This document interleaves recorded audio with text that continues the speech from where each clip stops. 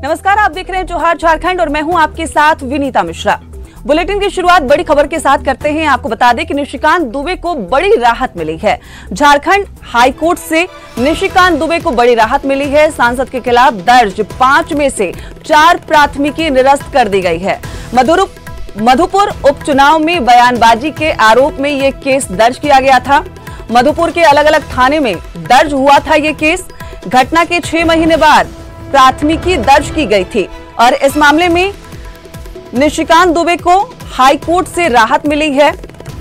आपको बता दें कि 5 प्राथमिकी दर्ज की गई थी, जिसमें से 4 केस को रद्द कर दिया गया है।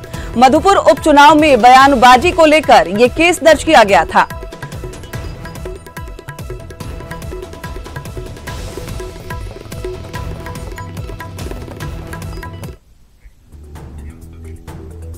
जेएमएम ने बाबूलाल मरांडी के एक्स पोस्ट पर पलटवार किया है।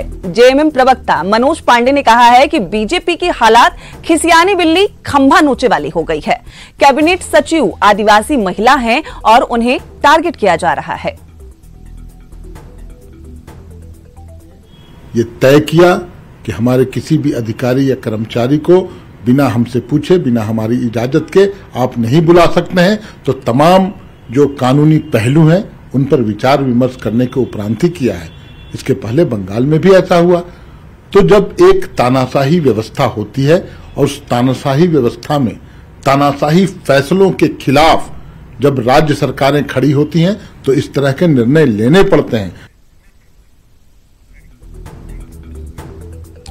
2024 में लोकसभा चुनाव को लेकर झारखंड में एनडीए गठबंधन दल भी अब कमर कसता हुआ नजर आ रहा है।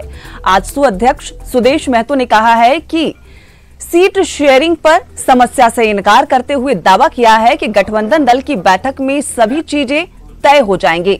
वहीं राज्य सरकार की ओर से उपलब्धियों की रिपोर्ट कार्ड जारी करने पर उन्होंने कहा कि इसके जरिए लोगों को भ्रमित किया जा रहा है। साथ ही निकाय चुनाव पर भी प्रेस कॉन्फ्रेंस करने की चुनौती दी है।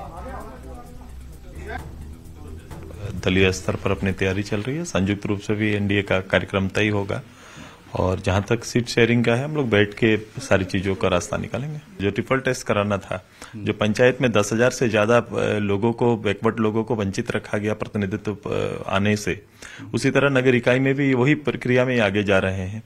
कई सीटों पर, कई सरकारी नियुक्ति के सीटों पर भी बैकवर्ड्स को पीछे छोड़ा गया है, छोड़ दिए शून्य, जिसके ये 0 कर दिया गया है। अब सरकार को किसी दिन पीसी करके सरकार को बोलना चाहिए कि मैं बैकवर्ड विरोधी हूं, मुझे बैकवर्ड प्रदेश में प्रतिनिधि नहीं चाहिए। झारखंड के हेमंत सोरेन सरकार ने 4 साल का रिपोर्ट कार्ड विभागवार देना शुरू कर दिया है। तो वहीं बीजेपी के पूर्व मंत्री अपने कार्यकाल में किए गए काम में कांग्रेस नेता एम तौसीफ ने इसे बीजेपी की राजनीतिक बेचैनी करार दिया है। तौसीफ ने कहा है कि किस सरकार ने कितना काम किया है, इसका आकलन का फैसला राज्य की जनता पर छोड़ देना चाहिए।